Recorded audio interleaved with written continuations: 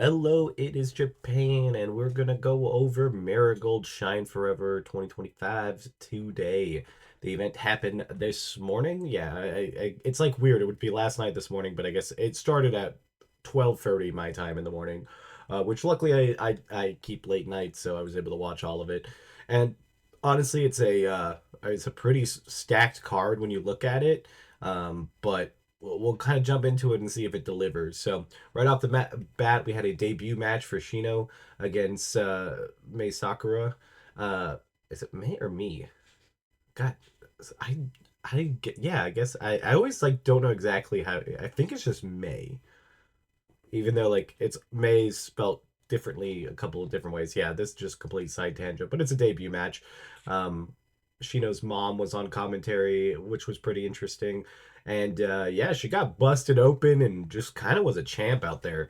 I don't think the match was anything like super crazy. I wouldn't put this as like a five-star match by any means, but it was a very competent match, and I think it really shows like Marigold's got some rookies. I mean, obviously we saw Suri, that's right here in the middle card, make her debut this year. But I'm like, they're in some good hands. They got some decent talent coming up through the ranks to replace some of the people that either are not here or just like going to different promotions. Because like Suri's not here, Bozilla, like there's some big names missing from their roster, and obviously they replaced it with the biggest name humanly possible in the Japanese pro wrestling scene. So there's that at least, but there are losing some people here and there. Not as bad as Stardom, but like there's definitely some changes to coming. But this match, I would say, gets a solid B. It's a great way to start off the show. I thought everybody, really went high motor in there, and Gino had a great debut. I think that's a really good performance for your first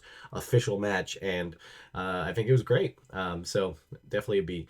Next up, we had the eight women's tag match. It was kind of like mix of Marigold and Indies. One team was definitely the Dark Revolution with Misa Matsui.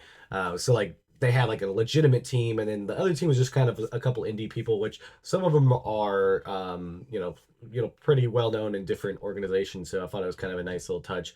The match itself, I don't think it was anything too crazy.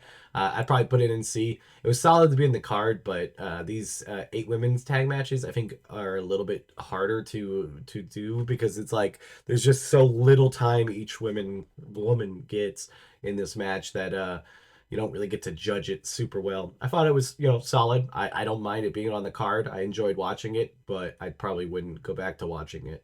So I'll put it in C. Next up, we had the Marigold versus Marvelous match. It was an elimination match. See, I prefer these. I feel like you get a lot more with each person. And this match felt like I thought it was going to be a lot longer, but honestly, I thought it was pretty solid altogether.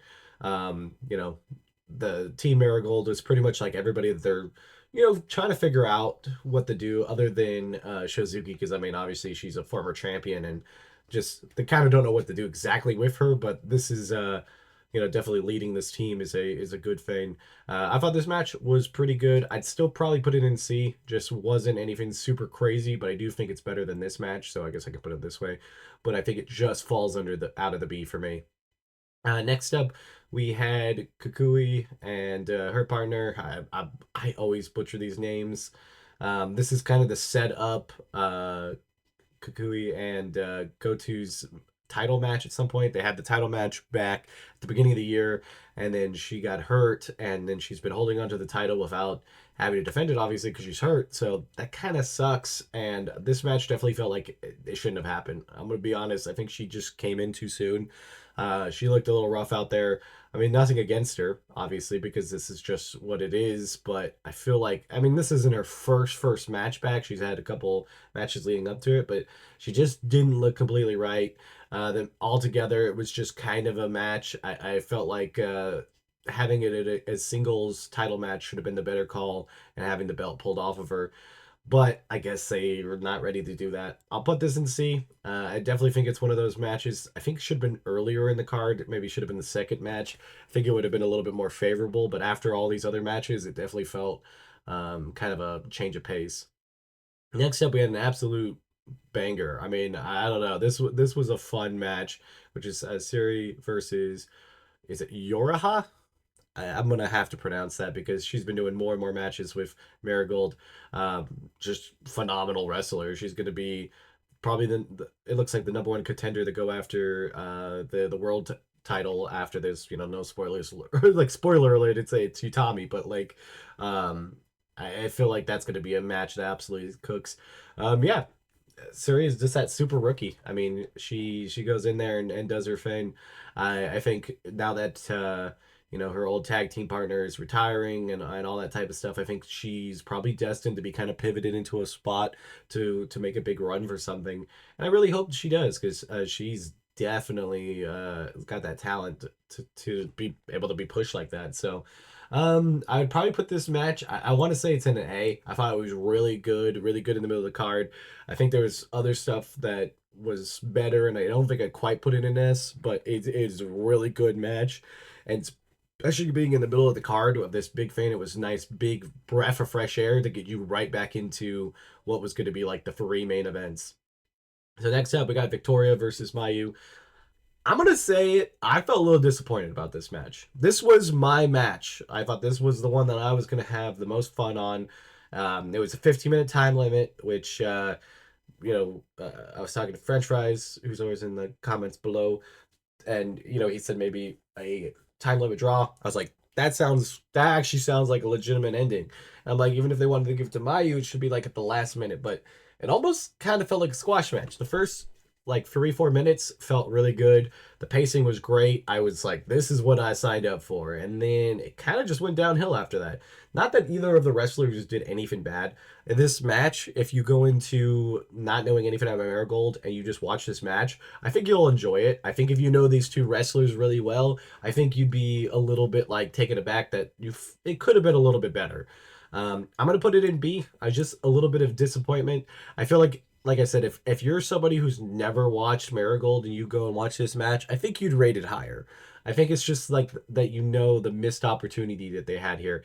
Obviously, I think this is going to be a Fane. Mayu's probably going to have a nice little title reign, defeat a couple people, and then Victoria probably will rise up and take the title back, which will be great for Victoria and great to, make that title, bigger. But I think overall, it was still pretty competent to be on the card. I just think I was a little disappointed. Then we got Utami versus Murray. I mean, I'll talk about it, but it is definitely an S tier match when it comes to the matches, especially on this card. I think it's the best match of the card. Should be. It's basically the main event. If there wasn't a retirement match, this was 100% going to be the match that comes out last. They just absolutely cook. They know each other really well. They have a good back and forth. There was a lot. I feel like the only thing I'd probably nitpick on would be the ending sequence. Wasn't really a huge fan of it. Just kind of felt rushed, even though it felt like they probably had some time. But again, we don't know all that type of stuff. Maybe they ran a little late and they kind of had to have a quicker ending. It just kind of felt out of the blue. But this match I thought was phenomenal. If you're going to watch any match on this card, that is the one to spend your time on. It was a good back and forth. I honestly thought there was a good chance that Murray was going to win. And it would have been perfectly fine because she's phenomenal. But yeah, S tier match. Next up, we had the retirement match. Now, this one's kind of a weird one to rate because like it's a retirement match. Obviously, you're not gonna get a 5-star classic. I don't know if anybody's ever had. It would be interesting to see whose retirement match has the highest like star rating or whatever, because I feel like there's probably somebody that's up there. For sentimental values, this match was good. Obviously it's the patching of the torch, and I think her taking the pin on your retirement, I feel like you should lose. I do really believe that is the best way to go out, and she did, and I think that puts a lot of grace and it helps Miku, that's a big fin under your belt to, be somebody that's chosen for a retirement match. Obviously, a little bit of a gauntlet afterwards with a couple 1-minute matches and stuff, which were fun to watch. So, yeah, this was just that type of match. I'm gonna put it up into B. Obviously, the match itself was okay with the wrestling and stuff, but the sentimental value of it and everything surrounding it, story, all that makes it a solid match, and obviously needs to be on this card because the card centers around it. But yeah, I feel like the show itself was a solid B. Obviously, with the extra tag matches and stuff, I'm always gonna be one of those people that I like them, but they're not always going to be the best. The elimination one was a little bit better, because of like having the actual like one-on-ones for a certain extent. I think that helps out a lot. But overall, I think yeah, this match was a solid B. Good card. I thought it was pretty good. I think it's probably going to be better than Saturday Night Main Event in the WWE. I think Battleground would probably be higher than this, and probably for the sake of what I like, this will be higher than AEW also. So I think that's pretty good. Solid, second place on a stacked weekend of stuff, and I feel like the Utami Murray fight probably be the best fight of the whole weekend. But yeah, if you guys enjoy this content, don't forget to like, comment, and subscribe. I cover Marigold as much as I can. I'm planning on doing a couple more videos. I got some ideas out there, so there'll be a lot more on this channel. But I'll see you guys on the next one. Bye, guys.